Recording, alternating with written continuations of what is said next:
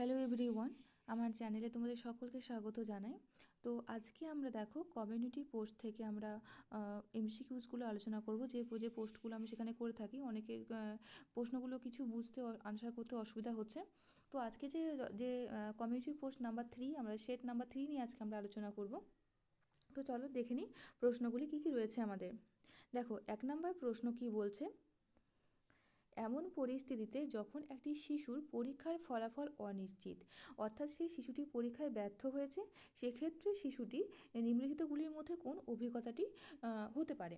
দেখো এক্ষেত্রে বলছে ফলাফল অনিশ্চিত, অর্থাৎ আমরা কি বলবো, আমরা যখন পরীক্ষা দিচ্ছি তখন আমরা কেউ আমাদেরকে জিজ্ঞাসা করলো যে পরীক্ষা কেমন হলো, তখন আমরা বলি যদি ভালো হয় তো আমরা বলে থাকি যে খুব ভালো হয়েছে পরীক্ষা। যদি পরীক্ষা খুব ভালো না হয়ে থাকে তখন ডিরেক্টলি তো বলে দিই না যে ভালো হয়নি, আমরা বলি তুই মোটামুটি হয়েছে। তো সেই রকম কোনো একটি বাচ্চা যে পরীক্ষায় সে জানে যে পরীক্ষার ফল তার ভালো হয়নি এবং সে পরীক্ষায় ব্যর্থ হবে, এরকম সে জানে, সে নিজে আমি নিজে জানবো যে পরীক্ষা কেমন দিয়েছি, পরীক্ষায় পাশ করব না ফেল করব। তো সেই বাচ্চাটিও সেরকম নিজে জানে, তার সেরকম অভিজ্ঞতা হয়েছে পরীক্ষা দেওয়ার পর। তো সেক্ষেত্রে সে কোন প্রতিক্রিয়াটি বা কোন অভিজ্ঞতাটি তার হতে পারে। 1 বলছে দেখো রাগ, 2 বলছে একঘেয়েমি বা বরডম, 2 উদ্বেগ বা অ্যাংজাইটি, 4 বলছে লজ্জা বা শেম। তো এক্ষেত্রে দেখো, এক্ষেত্রে আমরা কি জানি, এই যে আমরা বা শিশুটা প্রত্যেকের মধ্যেই জীবনে কিছু না কিছু আমরা আবেগ বা অনুভূতি আমরা অনুভব করে থাকি, এবং সেগুলোই সেই যে অনুভবগুলো কিছু পজিটিভ অনুভব হতে পারে, কিছু নেগেটিভ হতে পারে। তো এই যে অ্যাংজাইটি বলছি আমাদের, দেখো এক্ষেত্রে আমাদের সঠিক উত্তর হয়েছে অ্যাংজাইটি। কেন অ্যাংজাইটি হয়েছে, কারণ এই যে আমরা অ্যাংজাইটি কখন আমাদের মধ্যে কাজ করে, যখন আমরা কোনো কিছু নিয়ে নার্ভাস ফিল করি। ধরো যেমন আমি পরীক্ষা দিতে গেলাম, এমনি নর্মালি অন্য কোনো সময় স্কুল যাচ্ছি, কলেজ যাচ্ছি, আমাদের মধ্যে কিন্তু কোনো রকম নার্ভাসনেস কাজ করে না, কিন্তু যখন পরীক্ষা আসবে বলে মনে হয় তখন কিন্তু আমাদের মধ্যে একটা নার্ভাসনেস কাজ করে, আমরা নার্ভাস ফিল করি এবং আমাদের মধ্যে, এবং সেই নার্ভাসনেস থেকে কিন্তু আমাদের ভয় কাজ করে, আমাদের ভয় কাজ করে এবং সেখান থেকে কিন্তু অ্যাংজাইটি বা উদ্বেগের আমাদের মধ্যে সৃষ্টি হয়। এবং এবং তার ফলে কী হবে, যখন আমাদের পরীক্ষা হচ্ছে তখন আমরা বাড়িতে এসে বলে দিই, কারণ মাধ্যমিক যেমন যদি আমি বলি, মাধ্যমিক পরীক্ষা দিতে যাচ্ছি, উচ্চ মাধ্যমিক পরীক্ষা দিতে যাচ্ছি, জানি যে আজ পরীক্ষা শেষ এবং পরীক্ষার পর 3 মাস আমাদের একদম রেস্ট, তারপর যা হয় হবে। এবার যা হয় হবে সেই মুহূর্তের কথা, যখন আমাদের রেজাল্ট আসবে, আমরা শুনছি যে আর 2 দিন পর রেজাল্ট, 1 দিন পর রেজাল্ট, আজকে রেজাল্ট, দেখবে আমাদের মধ্যে আমরা কতটা নার্ভাস ফিল করি যে কেমন রেজাল্ট হবে, ভালো রেজাল্ট করতে পারবো কিনা, আমার থেকে আমার বন্ধু বেশি নাম্বার পেয়ে যাবে কিনা, এই সমস্ত কিছু আমাদের মধ্যে কিন্তু চিন্তাভাবনা শুরু হতে থাকে। তো সেই জন্যই কিন্তু আমাদের আমাদের এক্ষেত্রে কিন্তু সঠিক উত্তর হয়েছে অ্যাংজাইটি, যে একটা এমন পরিস্থিতি যখন একটা শিশু পরীক্ষায় ফলাফল অনিশ্চিত, অর্থাৎ শিশুটি পরীক্ষায় ব্যর্থ হয়েছে, সেক্ষেত্রে শিশুটি নিম্নলিখিতগুলির মধ্যে কোন অভিজ্ঞতাটি হতে পারে, অর্থাৎ তার মধ্যে কিন্তু অ্যাংজাইটি বা উদ্বেগ সৃষ্টি হতে পারে। আমি আমার মতন বোঝানোর চেষ্টা করলাম, জানি না তোমরা কতটা বুঝতে পেরেছো। এটা আমাকে একজন প্রশ্নে জানতে চেয়েছেন যে কেন এটা হচ্ছে বা কেন এটা হচ্ছে না। তো যদি তুমি বুঝে থাকো তাহলে প্লিজ আমাকে রিপ্লাই দিও কমেন্টসের মধ্যে।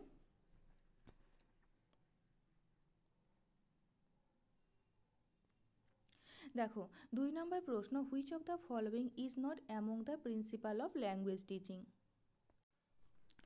তো এই যে আমরা ল্যাঙ্গুয়েজ টিচিং কি, ল্যাঙ্গুয়েজ টিচিং বলতে কিন্তু একটা প্রক্রিয়াকে বোঝানো হয়েছে, যার মাধ্যমে কোনো একটা ভাষাকে যখন আমি শেখানোর চেষ্টা করছি, সেই ভাষাটা একটা বাচ্চা কতটা বুঝতে পারছে এবং সে কতটা দক্ষতার সঙ্গে, কতটা ফ্লুয়েন্সি সেই ভাষা ব্যবহার করতে পারছে, সেটাকে বোঝানো হচ্ছে। তো কোনো একটা ভাষা যখন শিখবো, তো সেই ভাষা সবেরই কিছু রুল, কোনো কিছু শিখতে গেলে আমাদের কিছু নিয়ম মেনে চলতে হয়, কিছু রুল ফলো করতে হয়। ঠিক সেই রকমই ভাষার ল্যাঙ্গুয়েজ টিচিংয়েরও কিছু প্রিন্সিপাল বা নিয়ম বা নীতি রয়েছে। তো এখানে বলছে দেখো কোনটি নয় বলেছে আমাদেরকে। তো এখানে কোনটি নয়, অর্থাৎ দেখো principle of oral approach, principal of control, vocabulary, principal of linking with life, none of this. তো এক্ষেত্রে এই যে 3টি আমাদের অপশানস দিয়েছে, সেই 3টি কিন্তু আমাদের প্রিন্সিপাল অফ ল্যাঙ্গুয়েজ টিচিংয়ের মধ্যে পড়ছে। তো এখানে কোনোটি নয় হয়ে যাচ্ছে আমাদের সঠিক উত্তর। দেখো সঠিক উত্তর হচ্ছে নন অফ দিস। তো কেন প্রিন্সিপাল অফ ল্যাঙ্গুয়েজ, তো এবার আমরা আলোচনা করব যে প্রিন্সিপাল অফ ওরাল অ্যাপ্রোচ বলতে কী বোঝাচ্ছে, বা প্রিন্সিপাল অফ কন্ট্রোল ভোকাবুলারি বা কী, বা principal of linking with life কি। তো দেখো প্রথম অপশানসটি দেখো, principle of oral approach. Oral approach বলতে কী বোঝানো হচ্ছে এখানে, যে যখনই আমাদের কোনো ভাষা শেখানো হবে, আমরা যারা ল্যাঙ্গুয়েজ স্কিল পড়েছি, যে আমাদের 4টি স্কিল রয়েছে, লিসনিং, স্পিকিং, রিডিং, রাইটিং। একটা বাচ্চা যখন জন্মাচ্ছে তখন সে কিন্তু আমরা যেমন ইংলিশটা শিখছি, পড়ছি, তার নিয়ম জানতে হচ্ছে, সাবজেক্ট, ভার্ব, অবজেক্ট এরমভাবে বসবে। তো একটা বাচ্চা যখন জন্মাচ্ছে, সে যখন মাতৃভাষাটা সে শুনছে, তার পরিবারে মা বাবা, ভাই বোন, দাদা দিদি, দাদু ঠাকুমা যারা রয়েছে তাদের আশেপাশে বড় হচ্ছে এবং এবং তাদের কথোপকথন সে শুনছে, অর্থাৎ লিসনিং করছে, তারপর সে আস্তে আস্তে একটু করে স্পিকিং করতে বলতে পারছে। তারপর সে 3 নম্বর যে স্কিলটা সেটা হচ্ছে কিন্তু কী হচ্ছে, তারপর সে রিডিং করবে, তারপর সবার শেষে হবে রাইটিং। তো বলছে প্রিন্সিপাল অফ ওরাল অ্যাপ্রোচ, যখনই কোনো ভাষা শেখানো হবে সেই ভাষাটাকে আমাদের বলতে চেষ্টা করতে হবে।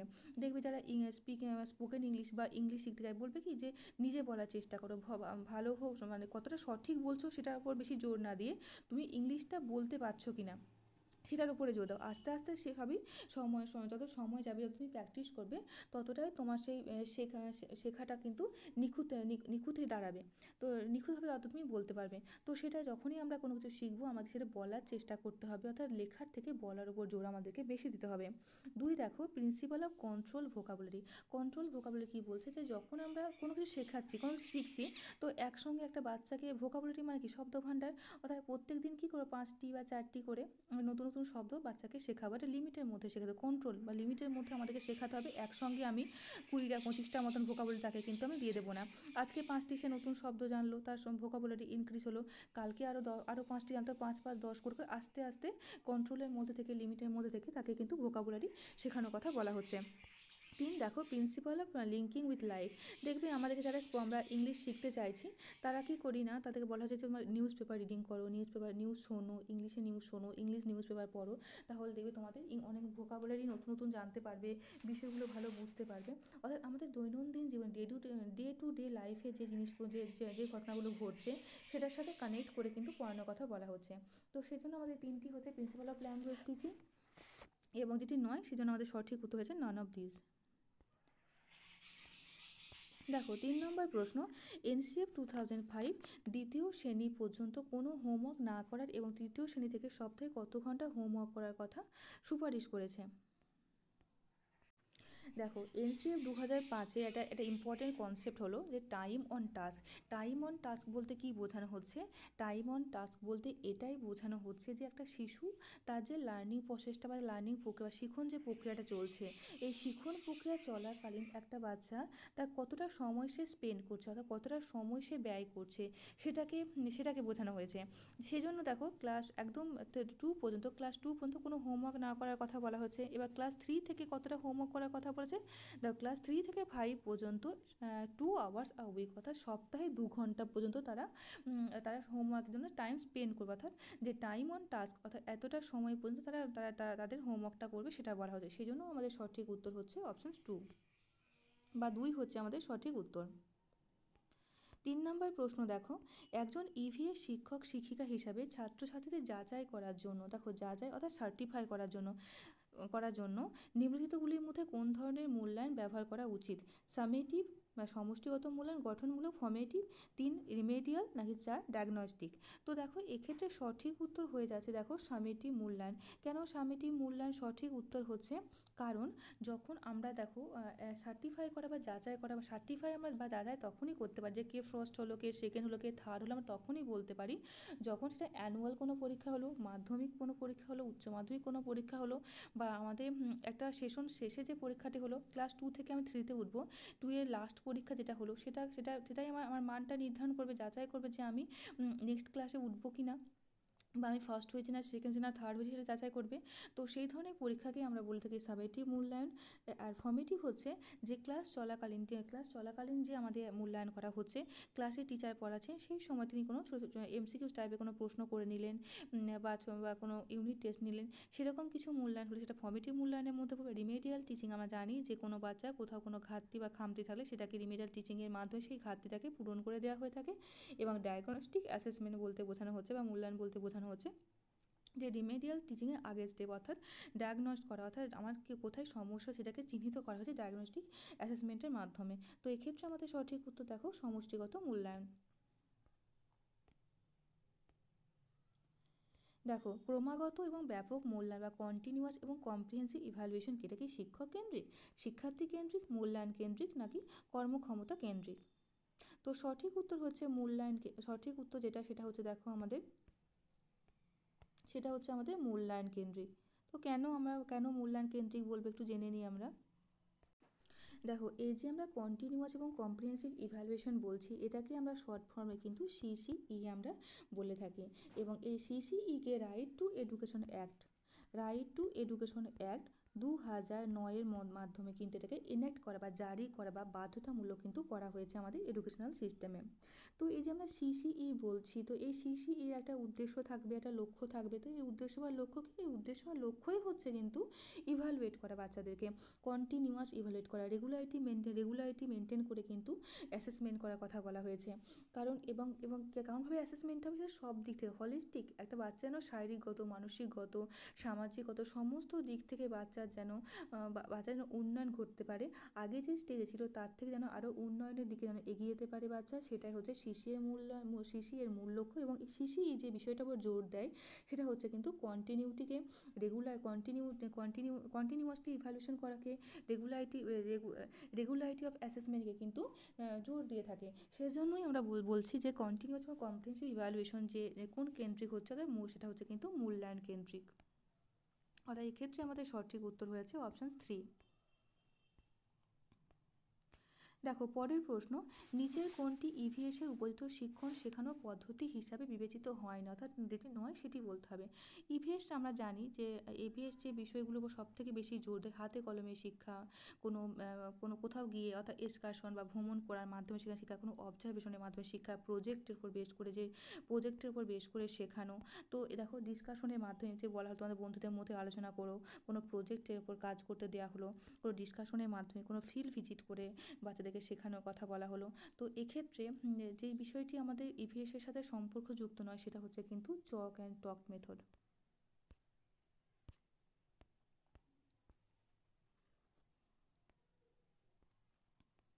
পরের প্রশ্ন দেখো, while using problem solving method the teacher should be. দেখো, তো টিচার শুড কি বলছে? যখন প্রবলেম সলভিং মেথড আমরা ব্যবহার করছি ক্লাসে বা আলোচনা করছি বা ব্যবহার করছি, তখন টিচারের কি করা উচিত? Participate actively in the process, যে তিনি সেই ব্যক্তিগতভাবে সেই প্রবলেম সলভিং যে সঙ্গে তিনি যুক্ত হবেন সেই প্রক্রিয়ার সঙ্গে। এনকারেজ ডাইভার্জেন্ট থিঙ্কিং, তিনি ডাইভার্জেন্ট থিঙ্কিংয়ে উৎসাহ দেবেন। 3, দেখো, ask the students to consult their parents, যে তুমি বলবে বাচ্চাদেরকে যে সে তাদের বাবা মার সাথে আলোচনা করে। 4, দেখো, বলা হচ্ছে look at the students activities from a distance, যে দূর থেকে তুমি বাচ্চাদের কার্যকলাপটাকে তুমি যে অ্যাক্টিভিটিগুলো তারা করছে তুমি অবজার্ভ করবে। তো এক্ষেত্রে সঠিক উত্তর যেটা সেটা হচ্ছে, দেখো, সঠিক উত্তরটি দেখো, encourage the divergent thinking. Problem solving মানে কি? কোনো একটা প্রবলেম সলভ করতে গেলে আমাদের কিন্তু বিভিন্নভাবে কিন্তু সেই জিনিসটা সলভ করার চেষ্টা করতে হয়, বিভিন্ন ওয়ে দিয়ে সলভ করতে হয়, এবং সেজন্য আমাদের কিন্তু ডাইভার্জেন্ট থিঙ্কিং দরকার। ডাইভার্জেন্ট থিঙ্কিং হলো যে কোনো একটা সমস্যাকে সমতুল্য অনেকগুলো জিনিস দিয়ে সলভ করা, সেটাকেই বোঝানো হচ্ছে। তো এক্ষেত্রে সেজন্য আমাদের সঠিক উত্তর হচ্ছে যে এই ডাইভার্জেন্ট থিঙ্কিংকে এনকারেজ করা। পরের প্রশ্ন, ব্যাবলিং কি? দেখো, ব্যাবলিং হচ্ছে সঠিক উত্তর যেটা সেটা দেখো, স্বরবর্ণ এবং ব্যঞ্জনবর্ণের বৈচিত্র্য তৈরি করা, এবং যেটা 6 মাস বয়সে কিন্তু আমাদের ব্যাবলিং শুরু হয়। তো ব্যাবলিং যেটা আমরা 0 থেকে 2 বছর বয়সে আমাদের যে থাকে ইনফ্যান্সি স্টেজ, যেটাকে আমরা বলছি শৈশব অবস্থা, যেটাকে আমরা বলছি, সেই সময় কিন্তু আমাদের ব্যাবলিং স্টেজটা দেখতে পাওয়া যায়। এবং ব্যাবলিং হচ্ছে একটা স্টেজ বা অবস্থা যেখানে বাচ্চারা কিন্তু আমাদের চারপাশে, অর্থাৎ তাদের যে পরিবারের মানুষজন রয়েছে তাদের চারপাশে সে বড় হয়ে উঠছে, এবং সেই বড় হওয়ার পাশাপাশি সে কিন্তু ভাষা অর্জন করছে। অর্থাৎ তাকে কেউ শিখিয়ে দিচ্ছে না, সে যেটা শুনছে সেটাকেই সে বলার চেষ্টা করছে, যেটা ব্যা ব্যা ম্যামা দাদা এই যে কথাগুলো বলছে, কিন্তু ব্যাবলিংয়ের মধ্যে পড়ছে। কুইং কাকে বলবো? 1 বছর বয়সে দেখতে পাওয়া যায়, যেখানে বাচ্চা 2 থেকে 3টি সেন্টেন্সের শব্দ বলতে পারছে। আর তারপর দেখো, একটি শব্দ বলতে পারছে 2 বছর বয়সে, দীর্ঘ বাক্য বলতে পারা, অর্থাৎ একটা বড় সেন্টেন্স বাচ্চারা বলতে পারছে, এটা হচ্ছে 3 বছর বয়সে। তো ব্যাবলিং যেটাকে আমরা বলছি সেটা হচ্ছে স্বরবর্ণ ব্যঞ্জনবর্ণের বৈচিত্র্য করতে শুরু করে, এবং 6 মাস বয়সে কিন্তু ব্যাবলিংটা শুরু হয়। পরের প্রশ্ন, স্নেহার উচ্চতা খুব দ্রুত বৃদ্ধি পাচ্ছে এবং এবং এখন সে তার হাত দ্বারা লম্বা আলমারি হাতলে পৌঁছাতে পারে, তার ফলে সে খুব সহজে আলমারি খুলতে পারে। স্নেহার উচ্চতায় পরিবর্তনকে আমরা কি বলবো? আমরা জানি, যারা গ্রোথ এবং ডেভেলপমেন্ট যারা আমরা পড়েছি, আমরা জানি যে আমাদের যে আকারে বেড়ে ওঠা, সাইজে বেড়ে ওঠা, আমরা লম্বা হচ্ছি, মোটা হচ্ছি, এই যে আমরা বেড়ে উঠছি আকারের মাধ্যমে, সেটাকে আমরা বলছি কিন্তু আমাদের গ্রোথ হচ্ছে, আমাদের বৃদ্ধি হচ্ছে। তো এই যে গ্রোথ কথা অর্থ সম্পর্কে। গ্রোথ বলতে কিন্তু শারীরিকভাবে বেড়ে ওঠাকে বোঝাচ্ছে। যে স্নেহা যার হাইটে বেড়ে উঠছে, অর্থাৎ শারীরিকভাবে সে বেড়ে উঠছে, সে আলমারি বেড়ে ওঠার ফলে সে আলমারিটাকে ইজিলি ছুঁতে পারছে, স্পর্শ করতে পারছে। তো এই ধরনের পরিবর্তনকে, স্নেহার এই ধরনের পরিবর্তনকে আমরা বলছি গ্রোথ। স্ক্যাফোল্ডিং যেটা কিন্তু আমরা পড়েছি, ভাইগটসকি থিওরিতে আমরা পড়েছি। অ্যাডাপ্টেশন মানে হচ্ছে যে কোনো পরিবেশের সাথে মানিয়ে নেওয়া, আর লার্নিং হতো শেখা। পরের প্রশ্ন, মানসিকভাবে ভেঙে পড়া একটা শিশুকে সবচেয়ে ভালোভাবে চিহ্নিত করাতে, মানসিকভাবে অর্থাৎ ইমোশনালি ব্রোকেন চিল্ড্রেন যেটাকে আমরা বলছি, সেই সমস্ত বাচ্চাকে একটা কীভাবে আমরা চিহ্নিত করব, সেটা কে চিহ্নিত করবে? সহপাঠী, তার বন্ধু, ক্লাসের যে মনিটর, একটা গ্রুপের পরীক্ষার মাধ্যমে, নাকি শ্রেণী শিক্ষক শিক্ষিকা? তো এক্ষেত্রে একটা বাচ্চাকে ভালোভাবে পর্যবেক্ষণ বলো, যাচাই বলো, তার কোনো সমস্যা হলে যিনি চিনতে পারবেন তিনি হলেন কিন্তু তার টিচার বা শিক্ষক শিক্ষিকা। কেন হবে, কীভাবে চিনবে বা কীভাবে বলবো? এই যে ইমোশনালি মানসিকভাবে ভেঙে পড়া বাচ্চা কাকে বলবো? যে বাচ্চা কোনো ট্রমার মধ্য দিয়ে যাচ্ছে, কোনো ভয়ের মধ্য দিয়ে যাচ্ছে, কোনো কিছু দেখে সে ভীত হয়েছে, সে একা থাকতে আছে, যে কারোর সঙ্গ পছন্দ করছে না, সে কোনো কারণে বঞ্চিত হয়েছে, তার পরিবারে সেরকম সে সাপোর্ট পাচ্ছে না, সে অন্যদের সঙ্গে তেমনভাবে সে তার আশেপাশে যে মানুষজন রয়েছে তাদের সাথে সে তেমনভাবে কানেক্টেড নয়, এবং সে সমস্ত দিক থেকে, সামাজিকগত দিক বলো, কগনিটিভগত দিক বলো, ইমোশনালগত দিক বলো, সমস্ত দিক থেকে সে কিন্তু পিছিয়ে রয়েছে বা একা রয়েছে, সে কারো সঙ্গ পাচ্ছে না, এবং সে অবশ্যই একা একা থাকতে পছন্দ করছে। তো এদেরকেই আমরাই বলবো কিন্তু মানসিকভাবে ভেঙে পড়া বাচ্চা বলবো। এবং কিভাবে এদেরকে চিনবো? আমরা কি জানি যে আমাদের মুখ হচ্ছে আমাদের আয়না। তুমি আনন্দে আছো, দুঃখে আছো, রেগে আছো, এটা কিন্তু তোমার মুখে মাধ্যমে সেই প্রতিবিম্বটা কিন্তু ফুটে ওঠে। তো সেই জন্যই একটা বাচ্চা যে ইমোশনালি সে কেমন, মানসিকগত দিক থেকে তার কেমন অবস্থায় রয়েছে, সেটা আমার ভাবভঙ্গি বলো, তার ফেশিয়াল এক্সপ্রেশন দেখে আমরা বুঝতে পারবো। তো সে ক্লাসের মধ্যে কোনো অ্যাটেনশন দেবে না, টিচার কী বলছে সে শুনছে না ঠিক মতো, ক্লাসরুমে কোনো অ্যাক্টিভিটিস, কোনো হোমওয়ার্ক সে করছে না, খেলার সময় সে ঠিক মতো খেলছে না, এই সমস্ত দেখে কিন্তু টিচার তাকে অবজার্ভ করবেন।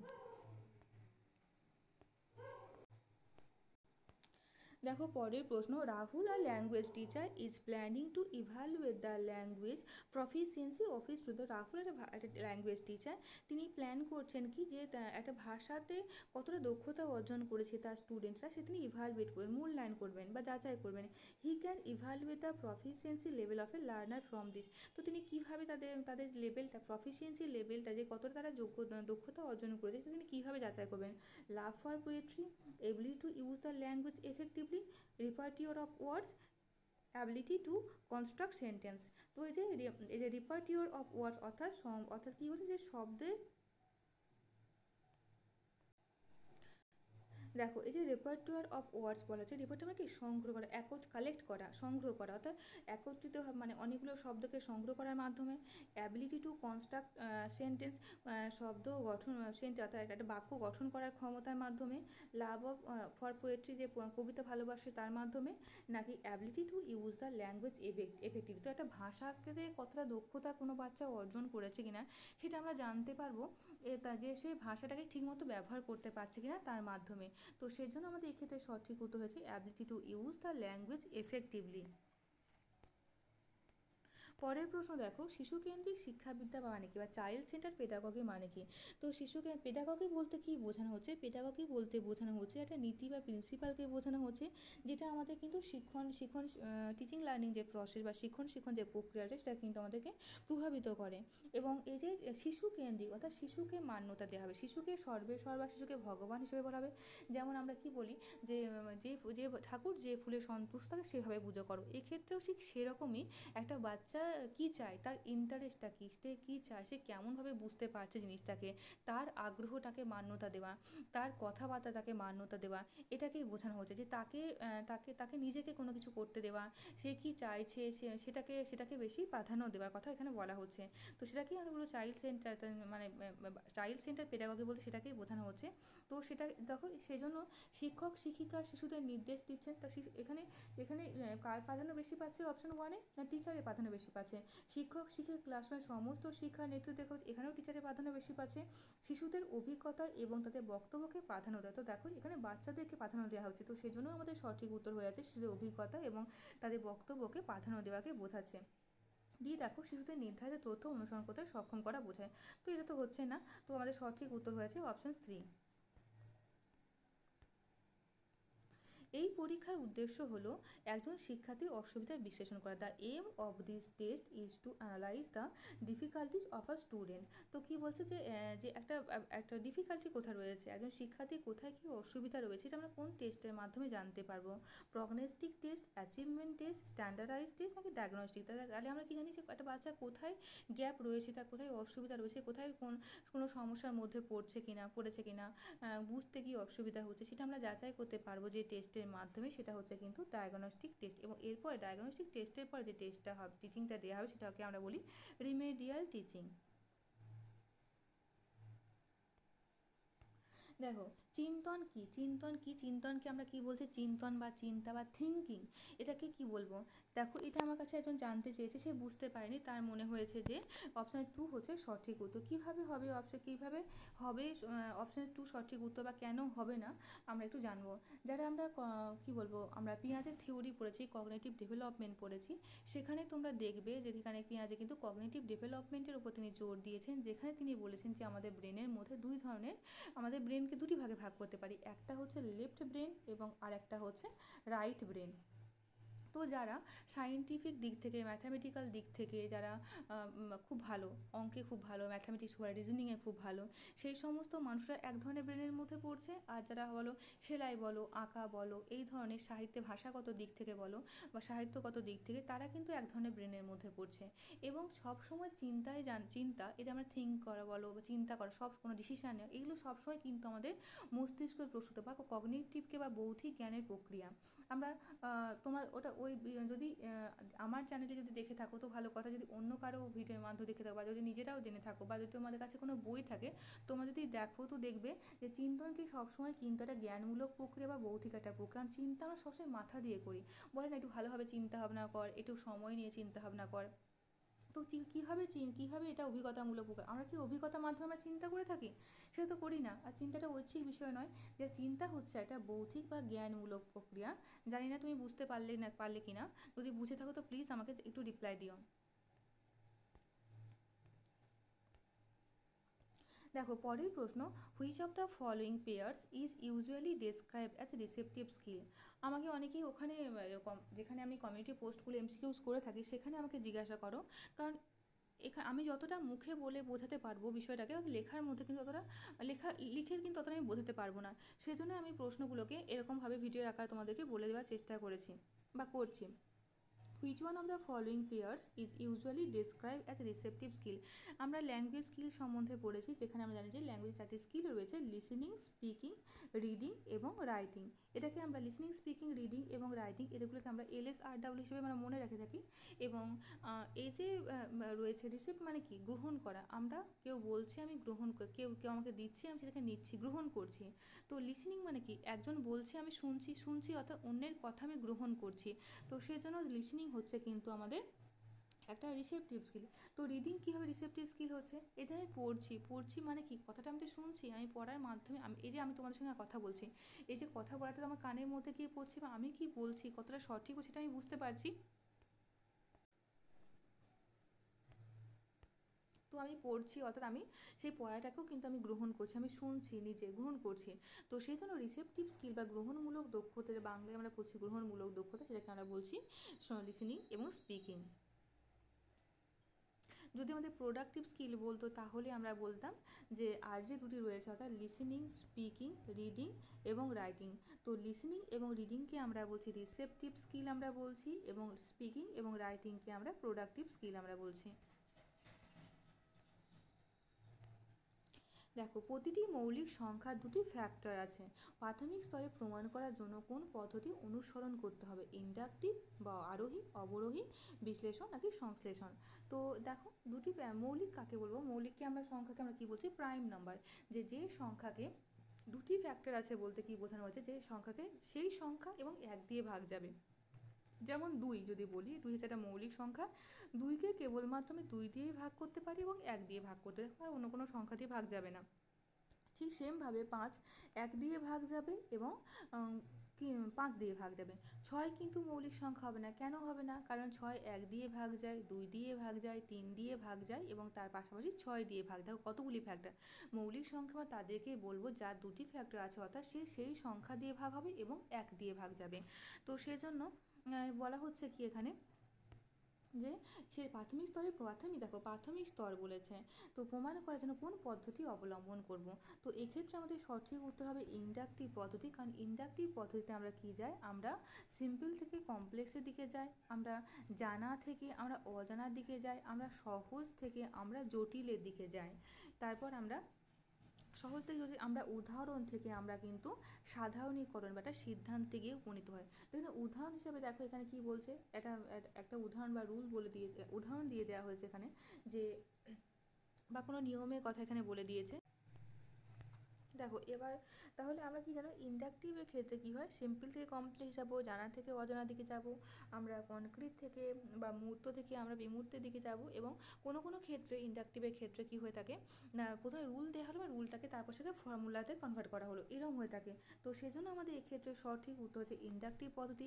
ডিডাকটিভ মেথডে আমরা কি হয়, ডিডাকটিভ মেথড প্রথমে আমাদের সূত্রটা বলে দেওয়া হয়, তারপর কিন্তু উদাহরণ দেওয়া হয়ে থাকে।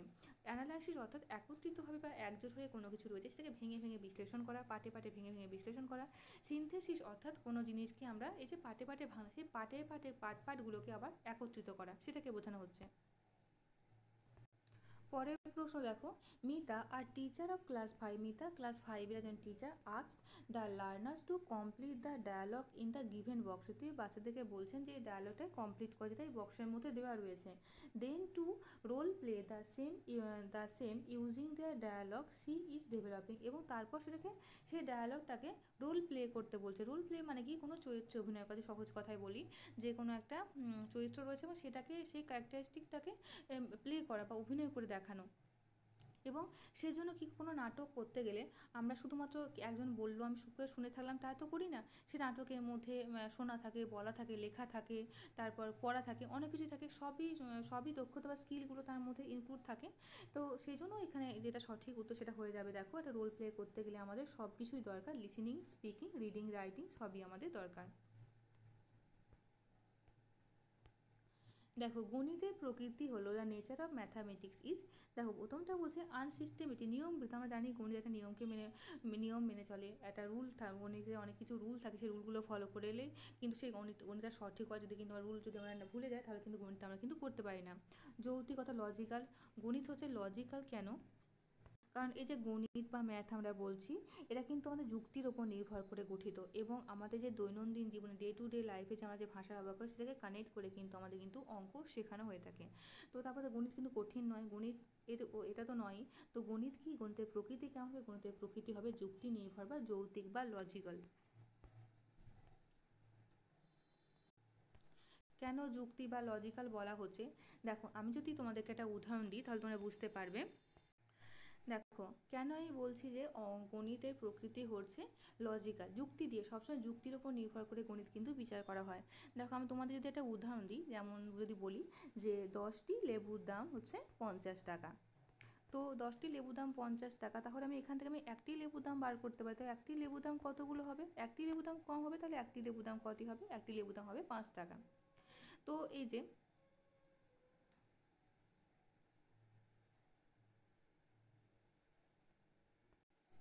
তাহলে দেখো আমি যুক্তি দিয়ে বুঝিয়ে দিচ্ছি যে 10টি লেবুর দাম যদি 50 টাকা হয় তাহলে একটি লেবুর দাম 5 টাকা, দুটি লেবুর দাম হবে 10 টাকা, যুক্তি দিয়ে বোঝাচ্ছি। সেজন্য গণিতের প্রকৃতি হচ্ছে লজিক্যাল বা যৌক্তিক।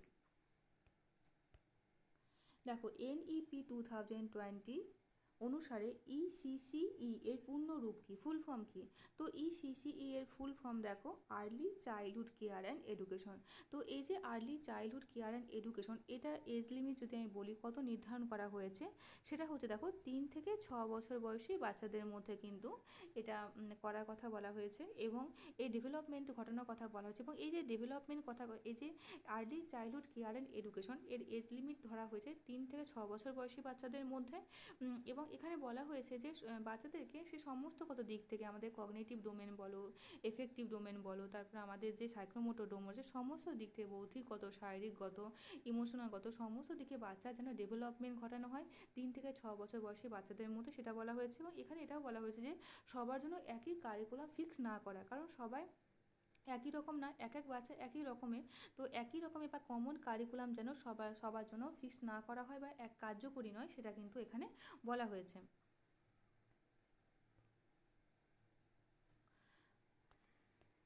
তো দেখো, আমরা লাস্ট প্রশ্ন তোমাদের সঙ্গে আলোচনা করলাম, এবং জানি না তোমরা যারা আমাকে জিজ্ঞাসা করেছো এগুলো কী হবে আমি বুঝতে পারছি না বুঝিয়ে দেওয়ার জন্য, তো তারা প্লিজ একটু যদি এই ভিডিওটা দেখে নিতে পারো, তাহলে দেখবে তোমাদের যে ডাউটসগুলো তোমাদের মধ্যে রয়েছে এগুলো ক্লিয়ার হয়ে যাবে।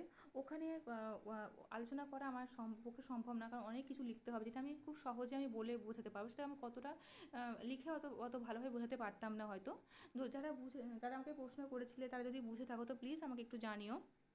তো আজকের আলোচনা আমি এখানেই শেষ করব। ধন্যবাদ।